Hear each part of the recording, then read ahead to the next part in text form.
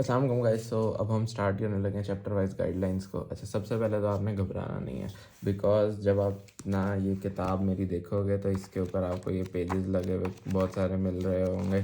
ठीक है, तो इनको देख के नहीं घबराना, क्योंकि ये मेरा पढ़ने का स्टाइल है। ठीक है, जिसकी वजह से मैंने ये लगाए हुए हैं। आप लोग नहीं भी लगाओगे तो कोई मसला नहीं होगा। वही बात जो मैंने पहले आप लोगों को सारी बता दी है कि ये सारी की सारी होती हैं। अच्छा, इसमें चैप्टर 5 जो है ना, इम्यून सिस्टम की डिजीज़, ये यहाँ से नहीं करना होता। इम्यूनोलॉजी जो है ना, वो आपने लेविंसन से करनी होती है। ठीक है, उससे भी एक SCQ आता है। बाकी वही सारी बातें हैं। नियोप्लेजिया से 2 SCQs आते हैं अब, क्योंकि हमारे प्रॉफ के अंदर 15 SCQs हो गए हैं। UHS में 14 थे, हमारे प्रॉफ में 15 थे, तो वो नियोप्लेजिया का एक SCQ बढ़ गया था। अच्छा, अब हम स्टार्ट करते हैं। सबसे पहले cell injury, cell death and adaptation से 4 MCQ आने हैं और एक SCQ। चैप्टर के ऊपर अगर हम चलें तो ये हमारे पास चैप्टर आ जाता है। इधर से आपने सबसे पहले ईटियोलॉजी का पता होगी, ईटियोलॉजी क्या होता है, पैथोजेनेसिस क्या होता है। उसके बाद आपने ना यहाँ से ये यहाँ पे ना उसने बताया हुआ है कि होम्योस्टेसिस क्या है, और उसके बाद अडेप्टेशन क्या होती है, सेल इंजरी क्या होती है, सेल डेथ क्या होती है। ये सारी चीज़ें जो है ना, आपने बस रीड करके ये वाली डायग्राम आपने करनी है कि what are the steps in the evolution of disease. उसके बाद आपने ना नेक्स्ट यहाँ पे ना sequence of reversible cell injury and death जो है ना, इसको भी देख लेना है। अब पहला SCQ आता है, what are the causes of cell injury. आपको ये सारी की सारी ना हेडिंग्स अच्छे से आनी चाहिए। बाकी अंदर कुछ ना कुछ तो बंदा लिख ही लेता, तो ये 8 हेडिंग्स हैं, ये आनी चाहिए सबसे अच्छी। ठीक है, तो इसके अंदर बस यही आपको पता हो कि किस तरह ना हाइपोक्सिया जो है वो किस तरह सेल इंजरी करता है, टॉक्सिन्स किस तरह करते हैं। ये सारी बातें मैंने वही बातें इधर शॉर्ट लिस्ट सिर्फ की हुई हैं। फिर आ जाता है अब हमारे पास reversible cell injury. Reversible cell injury के बारे में आता है कि इसके मॉर्फोलॉजिकल कोरिलेट्स बताओ और फीचर्स बताओ। ठीक है, रिवर्सिबल सेल इंजरी के और उसकी ना इन चेंजेस की माइक्रोस्कोपिक अपीयरेंस बताओ। तो ये मॉर्फोलॉजी बहुत इंपॉर्टेंट है। सबसे पहले 2 मेजर मॉर्फोलॉजिकल चेंजेस होते हैं, सेलुलर स्वेलिंग और फैटी चेंज। उसी में आगे अंदर यहाँ पे उन्होंने हाइड्रोपिक चेंज और रिपेलर बताया हुआ है। उसके बाद यहाँ पे ना उन्होंने ये नीचे इंट्रासेलुलर चेंजेस बताए हुए हैं। ठीक है, तो ये माइक्रोस्कोपिक अपीयरेंस में ये सब दिखता होता है। और यहाँ पे आपका न्यूक्लियर चेंजेस उसने बताए हुए हैं। तो ये सारी ही बहुत बहुत बहुत बहुत बहुत इंपॉर्टेंट है मॉर्फोलॉजी, तो अच्छे से करनी है आपने ये मॉर्फोलॉजी। उसके बाद हम आगे बढ़ें तो हमारे पास ना ये मैंने ARC का वो लिखा हुआ है, sequence of events in reversible injury. वही पीछे जो अभी हमने ना उसमें सीक्वेंस आगे भी वैसे आएंगे ये, तो ना ये सवाल आया हुआ UQ के, what are the sequence of events in reversible injury. तो यहाँ पे तो छोटा सा बना हुआ है। ठीक है, लेकिन यहाँ पे ARC ने थोड़ा सा एक्सप्लेन किया हुआ, तो इसलिए कर लिया था।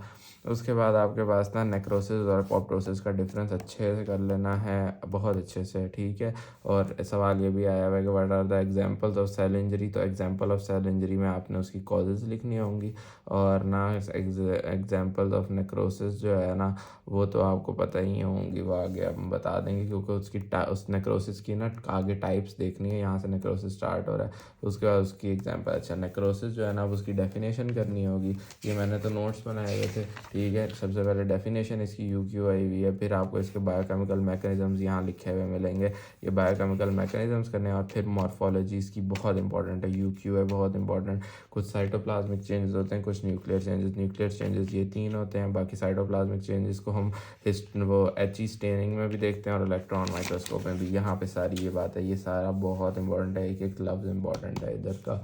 ठीक है, तो मैंने इसको इसलिए यहाँ पे यूँ शॉर्ट लिस्ट किया हुआ है। आखिर में ना इन्होंने यहाँ पे बताया हुआ है कि कैल्सिफिकेशन भी होती है। वो कौन सी कैल्सिफिकेशन होती है, वो आपका डिस्ट्रॉफिक कैल्सिफिकेशन होती है। ये हम टॉपिक तो आगे पढ़ेंगे, लेकिन यहाँ पर पता होगा नेक्रोसिस में डिस्ट्रॉफिक कैल्सिफिकेशन होती है। ये मैंने पास्ट पेपर्स का सवाल लिखा हुआ था। इतना बड़ा सिनेरियो आता होता है और आपको फिर बताना होता है कि वो क्या है, डायग्नोस करना होता है, तो वो नेक्रोसिस का था। अच्छा, उसके बाद अब हम आगे बढ़ें तो हमारे पास ना अब नेक्रोसिस की ये मॉर्फोलॉजिकल टाइप्स आ जाती हैं। वेरी इंपॉर्टेंट ये मॉर्फोलॉजी सारी की सारी जो है ना, एक एक लफ्ज़ इसका इंपॉर्टेंट है। अच्छा, इसके लिए ना मैं आपको रिकमेंड करूँगा कि ना एक टेबल है, ये मैंने बनाया हुआ है, यहाँ से देख के नहीं आपने घबराना। ये फ़र्स्ट एड का टेबल है। ठीक है, फ़र्स्ट एड जो USMLE की ना स्टेप 1 की बुक है, उधर से ये टेबल मैंने नोट किया हुआ है। ठीक है, आपने उधर से ही देखना, वहाँ पे अच्छा करके आपको मिल जाएगा। ठीक है, ये नेक्रोसिस की टाइप्स वाला बहुत इंपॉर्टेंट है, ये आपको आना चाहिए। क्योंकि ना आपसे वो मॉर्फोलॉजीज़ पूछते हैं, मॉर्फोलॉजीज़ की मैकेनिज़म्स पूछ लेते हैं आपसे, और इसके अलावा मॉर्फोलॉजीज़ की एग्जांपल्स देते हैं, और वो एग्जांपल्स देके कहते हैं कौन सी टाइप ऑफ नेक्रोसिस है।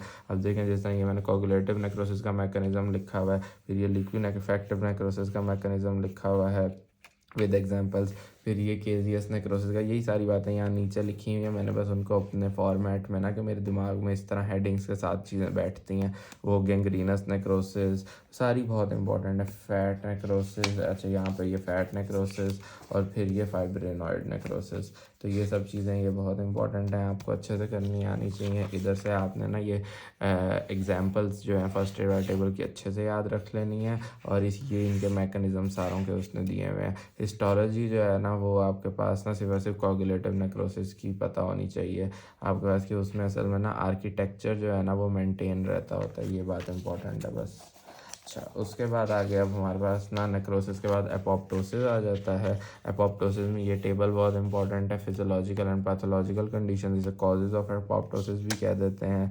तो इसी तरह सिनेरियो आता होता है और आपको डायग्नोज करना होता है। इसके ना एपोप्टोसिस के मैकेनिज्म के अंदर दो पाथवेज हैं, एक एक्सट्रिंसिक पाथवे, एक इंट्रिंसिक पाथवे। अच्छा, एक्सट्रिंसिक और इंट्रिंसिक पाथवेज जो है ना, वैसे यहाँ पे ARC के अंदर ना एक्सट्रिंसिक पाथवे और इंट्रिंसिक पाथवे का अच्छा करके लिखा हुआ है, तो वो भी किया जा सकता है। या फिर ना ये जो है डायग्राम, ये तो अच्छे से कर लेनी है ना, ये थोड़ी सी शॉर्ट करके इन्होंने बनाई हुई है, ठीक है, लेकिन आप अगर इसको भी कर ले तो ना अच्छे से, तो पेपर में ये भी बहुत अच्छे से एक्सेप्टेबल है, ठीक है। बट अगर आपको यानी कि बहुत टॉपर है और एक्स्ट्रा करना चाहता है ना, तो ना ये मैंने तो बिग रॉबिन से ये वाला टॉपिक इस तरह करके किया था कि असल में ना यहाँ पे मॉर्फोलॉजिकल एंड बायोकेमिकल चेंजेस जो है ना, ये बहुत दफ़ा यूट्यूब में आया हुआ है पॉपटोसिस का, लेकिन यहाँ पे बहुत छोटे करके लिखा हुआ है, तो इस वजह से मैंने ये बिग से देखा था। मॉर्फोलॉजिकल एंड बायोकेमिकल चेंजेस ये 4 हैं, ये 4 मोटी मोटी जो हेडिंग्स हैं ये हैं, ठीक है। बाकी क्या कहते हैं, ये फिजियोलॉजिकल और पैथोलॉजिकल कंडीशन वाला टेबल वही है जो अभी मैंने यहाँ पे दिखाया है आप लोगों को। और ना जो पाथवेज है ना, तो एक्सट्रिंसिक पाथवे तो आपने ARC से ही करना है। इंट्रिंसिक पाथवे के लिए ना मैं आपको रिकमेंड करूँगा ग्रेज इलस्ट्रेटिव की, भाई जो है ना वो उनकी वीडियो देख लेना, उन्होंने बिग से कराया हुआ है। आपको बुक बिग पढ़ने की ज़रूरत नहीं पड़ेगी, लेकिन वो समझा देंगे एक ना फ्लो चार्ट की फॉर्म में, ठीक है। तो इतना ये आपके पास ना, आपने इंट्रिंसिक पाथवे अच्छे से कर लेना, यही वाला है, बट इसको एक्सप्लेन उन्होंने बहुत अच्छे से किया हुआ है। यहाँ पे उन्होंने यहाँ पे बहुत टू द पॉइंट और कट शॉर्ट करके लिखा हुआ है, वो करोगे ना तो आपको बड़ा मज़ा आएगा करने में। एपोप्टोसिस के पाथवेज इंपॉर्टेंट हैं, और क्या इंपॉर्टेंट है, उसकी मॉर्फोलॉजी इंपॉर्टेंट है, ये वहाँ बहुत थोड़ी लिखी हुई है बस, यानी सारी बातों को एक पैराग्राफ में ना उन्होंने दबाया हुआ है। यहाँ से बस नेक्रोप्टोसिस का पता हो कि आपके पास ना इसके अंदर रिप काइनेसेस होते हैं, और ये कैस्पेज इंडिपेंडेंट होती है। एपोप्टोसिस में कैस्पेजेस यूज़ होते हैं, ये कैस्पेज इंडिपेंडेंट होती है, और इसको प्रोग्राम्ड नेक्रोसिस कहते होते हैं। फिर पायरोप्टोसिस जो है वो, उसमें आपको इंटरल्यूकिन 1 रिलीज़ होता है, जो कि इंटरल्यूकिन 1 क्योंकि हमें पता है फीवर कराता होता है, ठीक है, इसमें इन्फ्लेमोसोम वगैरह बनता होता है। फिर ऑटोफेगी की ये डायग्राम सिर्फ आपने करनी है, ठीक है, इसी में सारा कॉन्सेप्ट सब कुछ क्लियर हो जाता है। उसके बाद आपके पास ना यहाँ पे ये चीज़ों की मैकेनिज्म जो है ना, यहाँ से ये MCQ आता होता है कि कितने ना एक सेल को अगर ना हमारे पास हाइपोक्सिया हो जाए या कोई इंजूरियस स्टिमुलस मिल जाए, तो कितनी देर तक वो ज़िंदा रह जाते हैं। तो आपके पास स्केलेटल मसल का 2 से 3 घंटे का लिखा हुआ है, कार्डिक मसल का 20 से 30 मिनट, और लिख लेना CNS का 2 से 3 मिनट होता है। बाकी ये सारा फजूल है। ये बहुत इंपॉर्टेंट है, biochemical mechanisms and sites of damage and cell injury, इसको अच्छे से कर लेना, ये आपके पास बहुत इंपॉर्टेंट डायग्राम है, ठीक है। उसके बाद हाइपोक्सिया एंड इस्कीमिया जो है ना, ये भी बहुत इंपॉर्टेंट है, इसकी ये डायग्राम अच्छे से करनी है। UQ है ये, हमारे स्टैंड अप के अंदर भी आया हुआ था कि हाइपोक्सिया और इस्कीमिया में क्या डिफरेंस होता है और वो कैसे सेल इंजरी करता है, तो ये सारा आना चाहिए। ये इसके कंपनसेटरी मैकेनिज्म्स हैं, ठीक है। और इसके अलावा यहाँ पे एक वारबर्ग ना अफेक्ट है, ये भी अच्छे से कर लेना है। बाकी ये डायग्राम तो आपने रट लेनी है ना अच्छे से, और ये वही चीज़ है सारी जो अभी मैंने पीछे ना रिवर्सिबल सेल चेंज के स्टेप्स नहीं ARC ने बनाए हुए थे, सेम वही वाली ये यहाँ पे बनी होगी। फिर ये हमारा स्टैंड अप में आया था इस्कीमिक रीपरफ्यूजन इंजरी, किस तरह आपका 3 ना प्रोसेसेस होते हैं जिसके थ्रू ये करती है। इंक्रीज जनरेशन ऑफ रिएक्टिव और ना फ्री रेडिकल्स जो होते हैं, रिएक्टिव ऑक्सीजन स्पीशीज़, फिर इन्फ्लेमेशन और एक्टिवेशन ऑफ कॉम्प्लीमेंट सिस्टम। आपको पता हो यहाँ पे फ्री रेडिकल्स क्या होते हैं, इसके अलावा इनकी जनरेशन और removal of reactive oxygen species. पता नहीं है, मुझे लग रहा है हमारे शायद किसी टेस्ट में या पेपर में आया हुआ था। ठीक है, तो ये आपको अच्छे से आना चाहिए। अच्छा, इसका ये टेबल है, ये अच्छे से कर लेना कि आपके पास ना टेस्ट, क्लास टेस्ट भी एक था, उसमें भी ये दिया हुआ था कि फ्री रेडिकल्स के मैकेनिज्म ऑफ प्रोडक्शन क्या है, मैकेनिज्म ऑफ रिमूवल क्या है, पैथोलॉजिकल इफेक्ट्स क्या हैं, और ये डायग्राम ये बहुत काम आती है आपके। तो यहाँ पे ना ये सारी आपने अच्छे से कर लेनी है। बाकी थ्योरी जो है ना उसको पढ़ के ना यहीं साइडों पे उसकी एक्स्ट्रा बातें कर लेना बाकी, क्योंकि थ्योरी इतना करने का टाइम नहीं होता, पेपर में इतना ही टाइम होता है कि आप ये चीज़ बनाओ। अच्छा, उसके बाद cell injury caused by toxins, तो यहाँ पे बस ये रीड कर लेना एमसीक्यू के लिए। यहाँ पे ना आपको CCl4 की पॉइजनिंग, ये UQ आया हुआ है, CCl4 induced changes in cell, CCl4 poisoning, तो ये यहाँ पे सारी की सारी दी हुई है, ये फ्लो चार्ट की फॉर्म में मैंने तो लिखी हुई है, आप वो देख लेना। उसके बाद आपके पास ना नेक्स्ट यहाँ से ये कि ना अनफोल्डेड प्री, अब यहाँ पे ना अगर प्रोटीन वो हो जाए एंडोप्लाज्मिक रेटिकुलम जो है, उसके बाद वो प्रोटीन में बन के जाना होता है ना, तो अब अगर वो प्रोटीन जो वो सही से फोल्ड ना हुआ हो ना, तो मिसफोल्डेड प्रोटीन हो, तो फिर एंडोप्लाज्मिक रेटिकुलम पे स्ट्रेस होता है, तो ये आपको उसके रिस्पॉन्सेस पता हो। बाकी ये इतना इंपॉर्टेंट नहीं, बस ये देख लेना कि ये डिजीज़ कौन कौन सी होती हैं, ये ऊपर वाली हेडिंग्स के साथ, बस और ज़्यादा नहीं। और हाँ चलो, ये अफेक्टेड प्रोटीन भी देख लेना। ये तो पैथोजेनेसिस तो ना ही देखना, ये वैसे चैप्टर जब सारे चैप्टर्स कर लोगे तो खुद ही आ जाएगी। फिर ये DNA डैमेज भी बस रीड कर लेना, इसमें P53 के बारे में बताया हुआ, नियोप्लेजिया में डिटेल में होता है, इन्फ्लेमेशन में डिटेल में हो जाता है। अब common events in cell injury जो है ना, अब यहाँ पे माइटोकॉन्ड्रियल डिसफंक्शन जो है ना, तो इसमें से ये आपका जो है ना role of mitochondria in cell injury and death, ये आपके पास हमारे एक ना वो टेस्ट में भी आया हुआ था, और ये आपका UQ भी है। इसके अलावा डिफेक्ट्स इन मेम्ब्रेन परमेबिलिटी जो है ना, ये भी आपके पास UQ है। तो ये आपका इस तरह करके यहाँ पे तो दिया हुआ है, बट ये आपने बिग से करना है, ये मैंने बिग से ही किया हुआ है। बिग में ये डायग्राम इसकी बनी हुई है कि किस तरह आपके पास मेम्ब्रेन परमेबिलिटी के डिफेक्ट्स होते हैं, ये UQ इसका लिखा हुआ है मैंने साइड पे। ये डायग्राम आपने बिग से करनी है, और ना कि mechanisms of membrane damage and cell injury, तो ये मैकेनिज्म्स हैं, और यहाँ आपके पास ये आगे ये तीन जो है ना, ये उसके वो हैं डिफेक्ट्स हैं, तो और उसके कॉन्सिक्वेंसेज हैं। ठीक है, तो ये इस तरह करके आपने कर लेना है। फिर आपके पास नेक्स्ट जो है ना, यहाँ आधा चैप्टर ख़त्म हुआ है, और आना यानी उस आधे चैप्टर की अलग वेटेज है, और अब जो स्टार्ट हो रहा है ना, इस आधे चैप्टर की अलग वेटेज है। ठीक है, इसमें तो पहले मैं आपको यहाँ पे बता दूँ अगर, तो ना फिज़ोलॉजिकल अडेप्टशंस का पता होना चाहिए, और पैथोलॉजिकल अडेप्टशंस का। फिर हाइपरट्रॉफी वेरी इंपॉर्टेंट, इसकी physiological examples, pathological examples very important. फिर यहाँ पे ना क्या हार्ड वर्कलोड जो है ना, उसकी किस तरह कार्डिक मसल जो है ना, उस पर ना का वो मैकेनिज्म ऑफ कार्डिक हाइपरट्रॉफी क्या है, इस तरह करके आता होता है। ठीक है, उसके अलावा आपका फिर हाइपरप्लेजिया बहुत इंपॉर्टेंट है, उसकी फिजियोलॉजिकल हाइपरप्लेजिया के एग्जांपल्स, पैथोलॉजिकल हाइपरप्लेजिया के एग्जांपल्स। अच्छा, इसके अलावा अच्छा, इसके लिए मैं लेक्चर आपको जो रिकमेंड करूँगा ना, BNB का लेक्चर करूँगा, बहुत अच्छा है BNB का लेक्चर इसका दिया हुआ।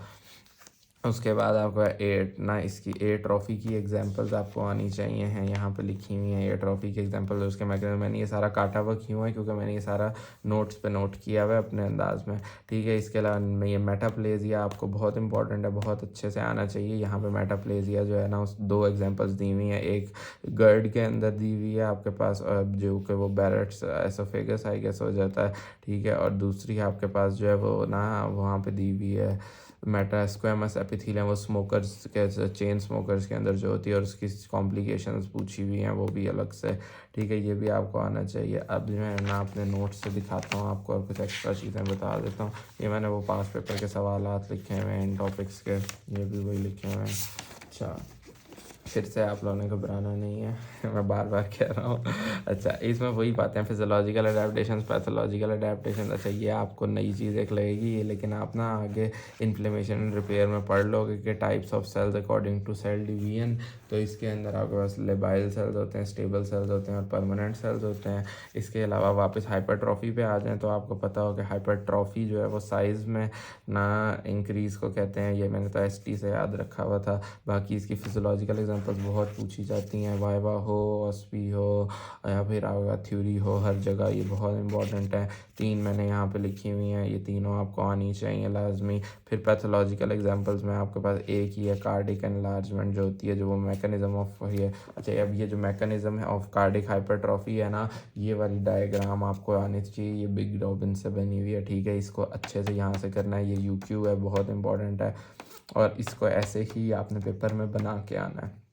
फिर आपके पास नेक्स्ट चीज़ आ जाती है हाइपरप्लेजिया। हाइपरप्लेजिया जो है इसका मैकेनिज़्म आना चाहिए आपको। उसके अलावा आपका मैकेनिज़्म के बाद ना हाइपरप्लेजिया की फिजियोलॉजिकल एग्जांपल्स और इसकी पैथोलॉजिकल एग्जांपल्स, ये वही किताब में सारी की सारी लिखी हुई हैं, ठीक है, जो मैंने अभी यहाँ पर भी बताया। ये हाइपरप्लेजिया की फिजियोलॉजिकल एग्जांपल्स और ये pathological important examples very important. Atrophy है तो ए ट्रॉफी के आपके पास ना पहले आपको पता हो इसके अंदर 2 चीज़ें होती हैं, तो प्रोटीन ज़्यादा डिग्रेड हो जाए या सिंथेसिस उसकी कम हो जाए, ठीक है। 2 पाथवे होते हैं, यूबिक्विटिन प्रोटियोसोमल पाथवे और ऑटोफेगी। ये इसका मैकेनिज्म्स भी यूक्यू में क्योंकि आए हुए हैं और कॉजेज यूक्यू में आई हुई हैं। ये आपको बुक में एच नहीं मिलेंगी, ये यहाँ पे ना है, मैंने लिखी हुई हैं। ये मैंने शायद वो ये जो AIMC की आप ही नहीं आयशा बतूल आप ही उनके ना शॉर्ट लिस्टिंग से देख के लिखी हुई है, तो ये अच्छे से करनी है हमारा, क्योंकि प्रॉफ में ऐसे स्टैंड अप में MCQ आए थे और बच्चों को गलत हो गया था ये डिसयूज ए ट्रॉफी वाला, ठीक है। कि उन्होंने कहा था एक बंदे का एक्सीडेंट हो गया, उसको कास्ट लगा दी है, तो उसको किस तरह की ए ट्रॉफी होगी, बच्चों को लगा कि भाई उसने कोई वो तो नहीं हुई ना, कोई नर्व तो डैमेज नहीं हुई, तो इसको ना फिजियोलॉजिकल ए ट्रॉफी, हालांकि पैथोलॉजिकल ए ट्रॉफी थी, ठीक है। तो मैंने ये किया हुआ था तो मुझे आता था, हे। उसके बाद हमारे पास ना यहाँ तक ये ख़त्म हो गया, तो मेटाप्लेजिया आगे। मेटाप्लेजिया जो है ना वो भी इम्पोर्टेंट है, ये भी आपके पास ना मेटाप्लेजिया भी यूक्यू है, ये आपको याद रहना चाहिए। रिवर्सिबल होता है और हमेशा फिजियोलॉजिकल होता है, ये रीप्रोग्रामिंग ऑफ स्टेम सेल्स होती है। इसका मैकेनिज्म विद एग्जांपल पूछते हैं, तो स्क्वेमस मेटाप्लेजिया की हम एग्जांपल देते हैं। यहाँ पे सारी ये चीज़ लिखी हुई है, मैंने यहाँ पे भी किया हुआ है, ये मैकेनिज्म भी मैंने वहीं से आयशा बतूल आपी की शॉर्ट लिस्टिंग से लिखा हुआ है, ठीक है। तो यहाँ से ये चीज़ भी देख लेना। सवाल ये था। उसके बाद हमारे पास ना ये सारा मेटाप्लेजिया भी हो गया। अच्छा, मेटाप्लेजिया के ना अंदर एक और सवाल आता है कि मेटाप्लेजिया की ना एग्जांपल्स बताओ, तो ये भी वही उन्हीं की शॉर्ट लिस्टिंग से लिखा हुआ है और ये बहुत इंपॉर्टेंट भी है। आपको ये सारी ध्यान दो, 2 एग्जांपल्स हैं लेकिन आपको ज़्यादा एग्जांपल्स आनी चाहिए, ठीक है। तो ज़्यादा एग्जांपल्स आएंगी। ये मायोसाइटस ऑसिफिकेंस ये फर्स्ट एड में लिखा हुआ है और ये भी इंपॉर्टेंट है कि आपको पता हो कि अक्सर क्या होता है कि आपके पास ना मसल टिश्यू जो है वो बोन में तब्दील हो जाता है, ठीक है। तो ये चीज़ आपको आ जानी चाहिए। उसके बाद हमारे पास ना ये चीज़ भी हो गई, ये सारे क्वेश्चन लिखे हुए हैं, ये ऊपर भी डिसयूज है ट्रॉफी का सिनेरियो ये था। आगे अब हमारे पास ना इंट्रासेलुलर के ये एक्यूमुलेशन है, इधर से MCQs भी बहुत आते हैं हमारे पास। सबसे पहले आपको पता होना चाहिए कि अच्छा एक तो यूक्यू ये है ना कि आपके पास मैकेनिज़म्स क्या हैं इंट्रासेलुलर एक्यूमुलेशन के, तो ये 3 इन्होंने मेजर बताए हुए हैं कि इन 3 मेथड से आपके पास इंट्रासेलुलर एक्यूमुलेशन होती है। स्टीटोसिस का बड़ा आपके पास सिनेरियो आता होता है अक्सर आपके पास ना, वो ये स्टीटोसिस असल में इसमें ना फैटी लीवर वगैरह और वो सब चीज़ें होती है, तो सिनेरियो आपका इसी तरह आता होता है। ये सिनेरियो देखें आया हुआ था और इसमें फैटी लीवर का ये, अब ये बातें ना आपको यहाँ पे नहीं मिलेंगी किताब में, तो ये आपको पता होना चाहिए। फैटी लीवर जो है वो क्रॉनिक अल्कोहलिज्म कराता है, किस तरह कराता है वो प्रोसेस है आपने बताना, उसकी भी ये पैथोजेनेसिस है। फिर आपके पास ना डिस्क्राइब माइक्रोस्कोपिक अपीयरेंस, तो फैटी चेंज किस तरह माइक्रोस्कोप में दिखेगा, इसके अंदर माइक्रोवेस्कुलर फैटी चेंज होगा, सिग्नेट रिंग अपीयरेंस हो जाएगी, ठीक है, क्योंकि इंट्रासेलुलर एक्यूमुलेशन ऑफ टैग्स होगा, ये सारी बात आनी चाहिए। फिर आपको पता होना चाहिए कौन सी जगहों पे फैट स्टोर होगा, फिर कौन से केसेस में होता है, डायबिटीज़ और अल्कोहल अब्यूज़ के केस में, तो ये इंपॉर्टेंट है।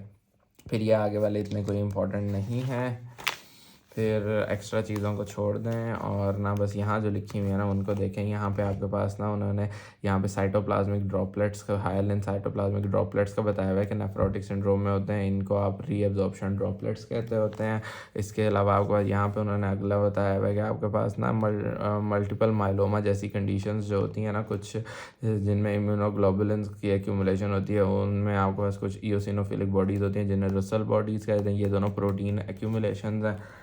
फिर आगे ग्लाइकोजन वाली कोई इतनी खास नहीं है। फिर पिगमेंट्स बहुत इंपॉर्टेंट है, very very very very very important. सबसे पहले यहाँ पे एक्सोजीनस पिगमेंट जो है वो कार्बन है, उससे क्या होता है आपके पास वो ना ट्रैकियो ब्रोंकियल लिम्फ नोड्स जो है ना और लिम्फेटिक चैनल, ये सारे के सारे ना कार्बन के एग्रीगेशन से ब्लैक हो जाते हैं, इसको हम ना एंथ्राकोसिस कहते होते हैं, ये मैं अपने पूरी प्रेप्स में बच्चों से पूछ के उनको डिप्रेशन देता रहा कि एंथ्राकोसिस क्या होता है कोई पढ़ता ही नहीं था इतना डिटेल से। खैर उसके बाद फिर लाइपोफुसिन जो है ये भी यूक्यू है, बहुत इंपॉर्टेंट है ये वियर एंड टियर पे, इसकी एक एक लाइन इंपॉर्टेंट है, एक एक लाइन।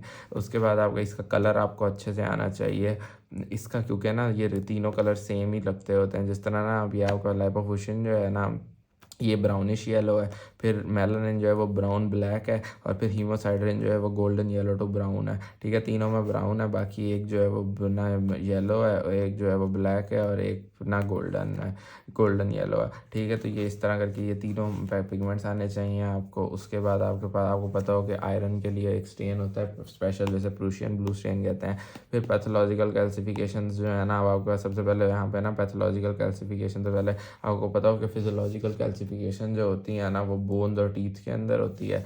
फिर पैथोलॉजिकल कैल्सिफिकेशन दो तरह की होती है, वेरी इंपॉर्टेंट, डिस्ट्रॉफिक और ना ये मेटास्टैटिक। अच्छा, ये डिस्ट्रॉफिक कैल्सिफिकेशन और मेटास्टैटिक कैल्सिफिकेशन का ARC में ये डिफरेंस अच्छा लिखा हुआ है, इसको देख लीजिएगा।